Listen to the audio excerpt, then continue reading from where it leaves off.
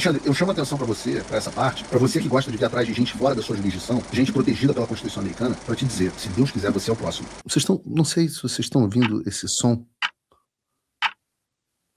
Estão ouvindo? Tic, tac, tic, tac. Eu não sei se é a minha cabeça, afinal eu sou o Paulinho Tic Tac, ou se vocês estão ouvindo também. Só que esse Tic Tac não vem do Paulinho Tic Tac. Vem do Financial Times. Um dos jornais mais influentes da esquerda global, dos poderosos no mundo, em pleno domingo, publicaram uma reportagem com o seguinte título: Estados Unidos consideram novas sanções contra juiz brasileiro em novo teste para relações diplomáticas. O texto diz assim: o governo dos Estados Unidos discutiu novas sanções contra um ministro do Supremo Tribunal Federal brasileiro, quem será, enquanto uma crise diplomática ameaça levar as relações entre os dois países ao pior nível em décadas. Não fui eu que escrevi, não. Parece que fui eu, mas não fui eu, não. O governo Trump considerou tomar novas medidas. Cara, tem uma coisa horrorosa, um menu aqui no meu teleprompter. Então, vamos lá. O governo Trump considerou tomar novas medidas contra o ministro Alexandre de Moraes, que foi sancionado no ano passado por motivos relacionados a direitos humanos, antes da medida ser revogada, segundo pessoas familiarizadas com o assunto. A atenção renovada de Washington sobre o magistrado pode ampliar o conflito com Brasília em torno de comércio e política, que tem lançado uma sombra sobre as próximas eleições na maior democracia da América Latina. Moraes foi atingido por sanções da Lei Global Magnitsky há pouco mais de um ano, acusado pelo secretário do Tesouro dos Estados Unidos, Scott Bessent, de promover, abre aspas, uma campanha opressiva de censura, detenções arbitrárias que violam direitos humanos e processos politizados, inclusive contra o ex-presidente brasileiro Jair Bolsonaro, diz o Financial Times, e continua. O populista de direita e aliado de Donald Trump foi condenado no ano passado a 27 anos de prisão após ser considerado culpado de planejar um golpe de Estado. No entanto, as sanções contra o ministro, sua esposa e uma empresa pertencente à família foram retiradas em dezembro após uma reunião e telefonemas entre Trump e o seu homólogo brasileiro, Luiz Inácio Lula da Silva. A atenção dos Estados Unidos sobre Moraes foi retomada em parte, prestem atenção, por causa de um caso que provocou um debate sobre liberdade de imprensa no Brasil, segundo uma pessoa familiarizada com o assunto que pediu para não ser identificado. O ministro autorizou operações policiais contra um jornalista e duas supostas fontes no âmbito de uma investigação sobre reportagens envolvendo outro ministro do Supremo Tribunal Federal e sua família. Moraes argumentou que as informações foram obtidas e divulgadas ilegalmente, representando um risco à segurança da família do ministro. Financial Times continua. O Departamento de Estado e a Casa Branca não responderam a pedidos de comentário. O Supremo Tribunal Federal brasileiro não respondeu aos questionamentos. Figura poderosa e divisiva em seu país, Moraes ganhou atenção internacional depois de entrar publicamente em conflito com Elon Musk há alguns anos e bloquear temporariamente a plataforma X do bilionário no Brasil. Seus apoiadores afirmaram que ele ajudou a proteger a democracia brasileira contra uma onda de desinformação. Seus críticos, incluindo o governo Trump, consideram que ele está restringindo direitos relacionados à liberdade de expressão. Ele foi atrás dos apoiadores do presidente, não apenas Elon Musk, mas pessoas do tipo MAGA no Brasil, acrescentou uma pessoa familiarizada com o pensamento do governo americano. Mesmo que queiramos uma boa relação com o Brasil, obviamente esse cara é um inimigo. A reimposição das medidas da Lei Magnitsky estava sob consideração, afirmou outra pessoa. As sanções envolvem congelamento de ativos mantidos nos Estados Unidos e a proibição de empresas e indivíduos americanos realizarem negócios com os alvos. Havia, abre aspas, muitos fatores e um padrão consistente de abuso. Este é apenas o mais recente, acrescentou a pessoa familiarizada lá do governo americano, referindo-se ao caso do jornalista. As preocupações nunca desapareceram.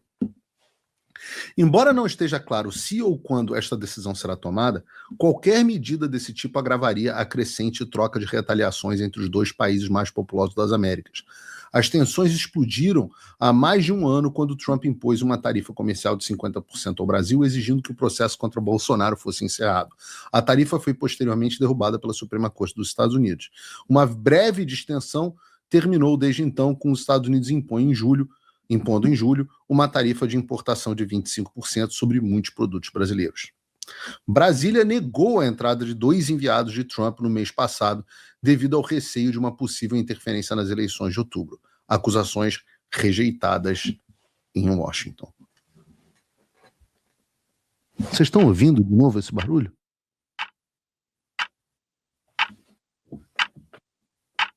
Tic-tac.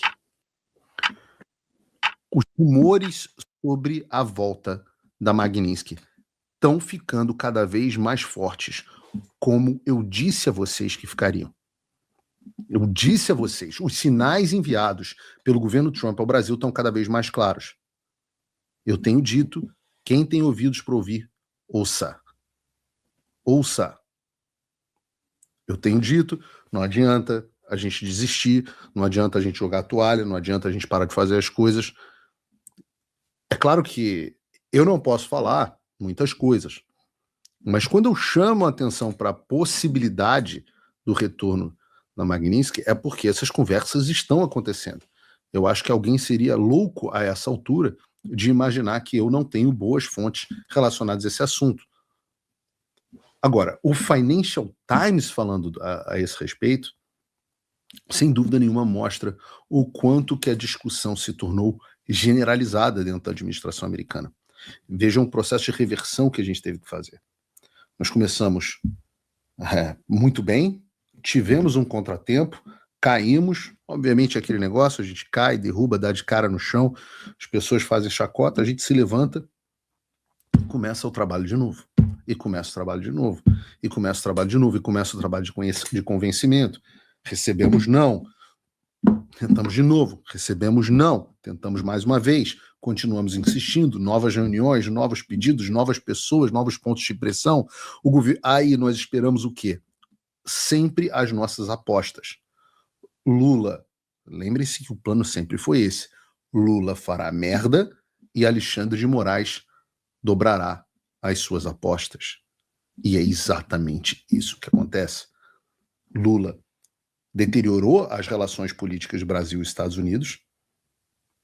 Ele não consegue mais forte do que ele. Mentiu, difamou Trump, brigou com Rubio, não entregou nada do que prometeu, admitiu publicamente que mente para líderes políticos. E, no entanto, o Alexandre de Moraes foi lá e dobrou, mais uma vez, a aposta. Essa reportagem, agora chegamos ao ponto do assunto ter chegado ao Financial Times. É óbvio que o Financial Times, para publicar uma matéria dessa, ele tem que falar com pessoas de dentro do governo Trump, e as pessoas de dentro do governo Trump têm que dizer, de fato, esse assunto voltou a ser discutido aqui. E vocês acham que voltou a ser discutido por causa de quem?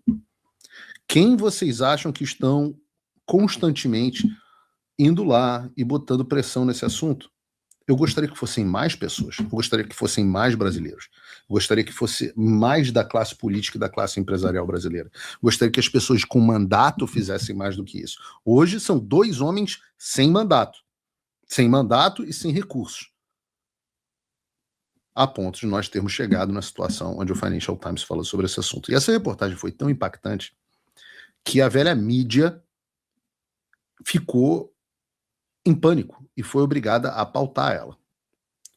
Vários dos veículos de imprensa que passaram meses tentando convencer você, lembrem-se disso, de que a Magnitsky não voltaria e de que os Estados Unidos não tocariam nesse assunto, aqueles mesmos que diziam que o Lula e o Trump viviam uma lua de mel, uma petroquímica, agora, tardiamente, estão estampando a possibilidade do retorno da Magnitsky contra Alexandre de Moraes. E quando eu digo vários, aqui eu digo vários mesmos. Vejam, por exemplo, a própria BBC. Estados Unidos consideram novas sanções contra Alexandre de Moraes, de jornal britânico. CNN, Os Estados Unidos consideram novas sanções contra Alexandre de Moraes, de jornal. Valor Econômico, da Globo. Estados Unidos discutem aplicar novas sanções contra o ministro Alexandre de Moraes, jornal. G1, governo, também da Globo. Governo dos Estados Unidos discute novas sanções contra Alexandre de Moraes. Veja, Estados Unidos consideram impor lei Magnitsky contra Alexandre de Moraes. De novo, de jornal. Infomoney. Estados Unidos consideram novas sanções contra o ministro Alexandre de Moraes. Diz Financial Times. UOL. Estados Unidos avaliam novas sanções a Moraes em meio a tensões, diz Financial Times. Estadão. Governo Trump discute novas sanções contra Alexandre de Moraes, diz Financial Times. E o Poder 360, só para listar alguns, Estados Unidos avaliam reimpor lei Magnitsky contra Moraes, de jornal. Aliás, né, vocês lendo todas essas manchetes, isso fala muito sobre a qualidade do jornalismo brasileiro. Não é que cada jornal noticia o fato da sua maneira e com a sua redação, mas repara, o conteúdo é uma cópia e cola vergonhosa. As manchetes são praticamente idênticas. O cara da CNN copia o da BBC, do G1, G1 copia a CNN, o Valor copia o G1, aí o Veja vai lá. Esse é que é o tal do jornalismo profissional. Mas não foi só isso, porque há mais coisas em curso. Se no domingo nós tivemos essa reportagem do Financial Times, na segunda-feira, imediatamente, nós tivemos o deputado americano do partido do Donald Trump, muito próximo a Donald Trump, Carlos Gimenez, reagindo a um post da campanha do Flávio, escrevendo o seguinte: se você quiser que o Brasil se alie de novo com os Estados Unidos e as democracias do mundo, vote em Bolsonaro. Se você quiser que o Brasil continue do lado das ditaduras em Cuba, Nicarágua, Rússia e China comunista, vote em Lula. É o bem contra o lixo. Eu não sei se tem como ficar muito mais claro que isso. O Carlos Gimenez é um dos grandes nomes vocais do Partido Republicano a respeito da política para a América Latina e muito próximo do Marco Rubio. Então, ver postagem assim dá um testemunho de que o trabalho de conscientização está muito bem avançado nos Estados Unidos. A gente tem jornais falando sobre como a administração Trump está discutindo isso de forma explícita e sem papas na língua, um dos congressistas mais importantes do Partido Republicano para a América Latina, falando, e muito próximo do Marco Rubio, volto a dizer, falando abertamente, mas calma que tem mais. Essa semana realmente ela está com bons movimentos para a gente e, consequentemente, muito ruins para o Alexandre. Porque para completar a sequência de boas notícias, hoje a mídia já começou a noticiar o novo indicado pelo Trump para o cargo de secretário assistente para assuntos do hemisfério ocidental, Juan Pablo Segura. O Juan Pablo Segura, ele é um político, para vocês entenderem, ele é um político republicano, e ele foi candidato ao Senado Estadual da Virgínia em 2023, perdeu por uma margem muito pequena, e a campanha dela foi focada no direito dos pais sobre a educação dos seus filhos e o combate justamente à agenda woke, à agenda da esquerda da lacração e ao apoio a valores familiares tradicionais. Em 2025, ele foi nomeado pelo então governador da Virgínia, Glenn Youngkin, justamente como secretário de Comércio Internacional da Virgínia, e agora ele foi nomeado para esse cargo no Departamento de Estado. Então, a gente está falando de um cara que é anti-woke, pró-família, alinhado com a agenda MAGA do Donald Trump. Não sei se essa é uma boa notícia para o governo Lula. Agora, a imprensa tem que tomar cuidado no trabalho jornalístico, porque não é uma boa forma de receber o cara para o cargo mentindo, dizendo que ele disse que é algo que ele não disse. No desespero dessa reportagem do Financial Times, né, e assombrada pelo retorno da Magnitsky, a mídia cometeu uma fake news gigantesca ao falar do Juan Pablo Segura.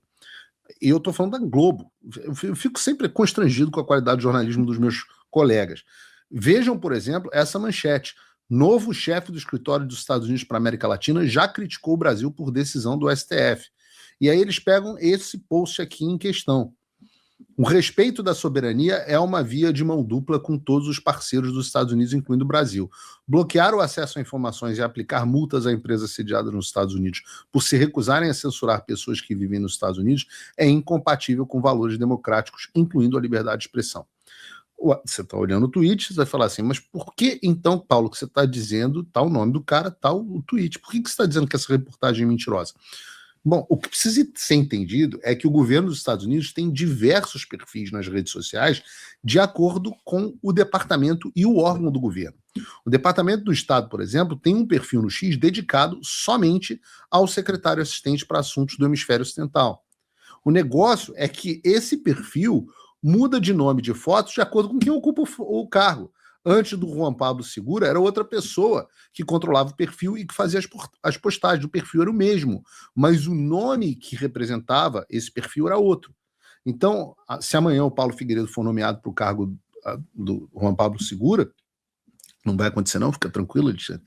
Mas se amanhã eu fosse nomeado para o cargo, todas as postagens que o Segura fez vão continuar no perfil, mas o nome e a foto que vão aparecer são os meus. E aí a Globo, meu Deus do céu, pegou as postagens feitas pelo antecessor do Segura e, por total desconhecimento do funcionamento do governo dos Estados Unidos, atribuiu essas postagens a ele. Eu, Paulo, acho que ele concorda com o conteúdo?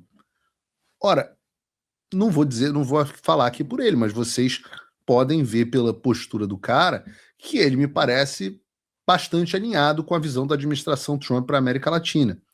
Não teria sido nomeado pelo Rubio às vésperas de uma eleição no Brasil decisiva, caso não fosse. Mas é absolutamente falso que ele tenha escrito esses posts, né? Aliás, o pessoal da Globo, pelo que eu sei, o TSE tem que punir rigorosamente fake news, né? Então, vamos ver se a Globo vai ser punida por disseminar notícia falsa e, para usar o vocabulário deles, incitar o ódio contra o Juan Pablo Segura. Agora, desmentido as fake news da Globo, e voltando ao tema da Magnitsky, os sinais estão todos aí para quem quiser ver. Os sinais estão aí. Será que existe uma rodada da Magnitsky a caminho? Ora, eu não posso afirmar, eu sempre disse isso, nunca afirmei na primeira vez e não vou afirmar agora. Eu só posso dizer que as coisas estão caminhando em uma boa direção e que eu vou continuar lutando para que venha. Os sinais são animadores. Os sinais são animadores, apesar do que, de vez em quando, me dá um mal-estar de ver pessoas, até pessoas com quem eu já gozei de amizade, bom relacionamento, os comentaristas da direita, dizendo, Magnitsky não adianta nada. Né? Primeiro diziam que o Magnitsky não ia sair, depois foram provados errados, depois passaram a fazer chacota com a queda da Magnitsky, e agora passaram a dizer que a Magnitsky também não adianta nada, porque o papel deles é gente pequena, né? Gente que torce contra por picuinha. Vamos ser sinceros aqui. A coisa mais transformadora dos últimos anos, desde a eleição do PT, a coisa mais transformadora para o nosso cenário político foi a aplicação da Lei Magnitsky. A gente não teve nem 6 meses de sanções, foram 5 meses de sanções Magnitsky, e mesmo durante esse curto período elas não chegaram a ser aplicadas assim em toda a extensão, que era a briga que a gente estava naquele momento, né? A gente estava brigando para que a medida fosse executada plenamente quando ela acabou sendo suspensa, mas mesmo sem todo o efeito dela, e mesmo sobre esse curto efeito de tempo, qual foi o efeito disso? Eu estou dizendo, o efeito foi da coisa mais transformadora do cenário político brasileiro em anos. Porque em 5 meses ela criou uma crise entre os banqueiros e o STF, que pariu o caso do Banco Master. Nós tivemos o presidente do STF, um dos ministros mais ideológicos da corte, talvez o mais ideológico antes do Dino, o ministro que produziu toda a coordenação entre Joe Biden e Lula para dar ao Lula a presidência do Brasil. Esse cara pediu aposentadoria e abrindo mão dos cargos mais cobiçados do Brasil. E aí, como consequência disso, graças a essa saída, nós conseguimos barrar a indicação do Bessias ao Supremo, a oposição fez um grande trabalho, e abrimos a possibilidade para o Flávio já chegar na presidência indicando um ministro, caso ganhe as eleições.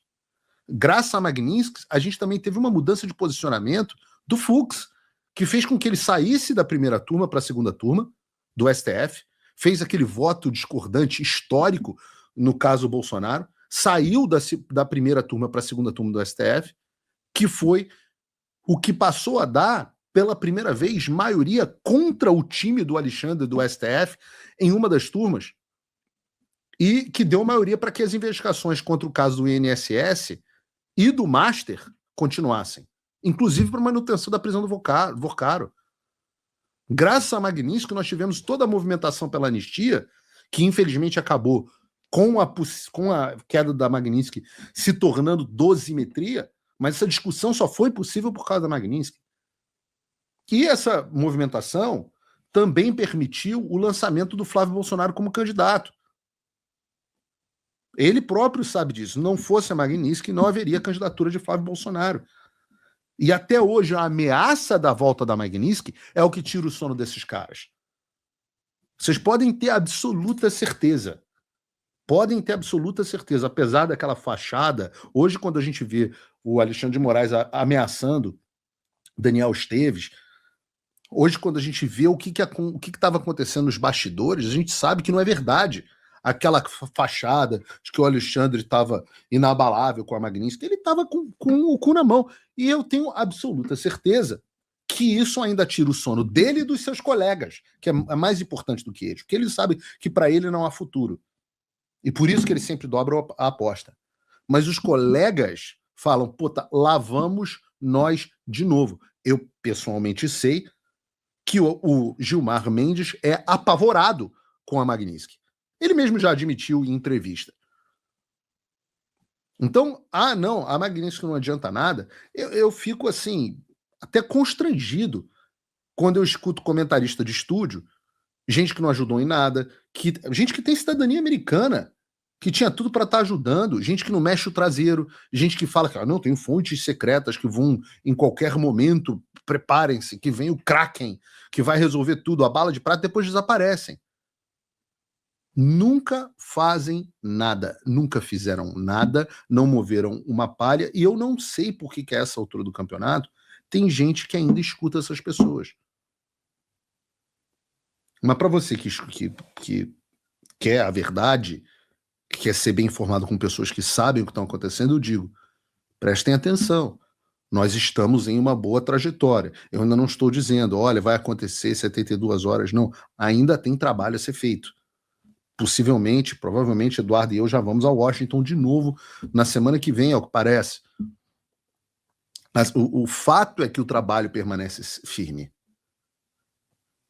Permanece firme. Os Estados Unidos não tem só o Brasil para cuidar, mas que eles estão dispostos a fazerem o que precisa ser feito para ajudar o nosso país, eu acho que já ficou claro.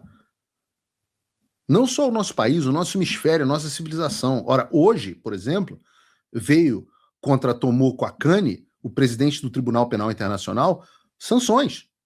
Hoje, as sanções vieram contra o presidente do Tribunal Penal Internacional.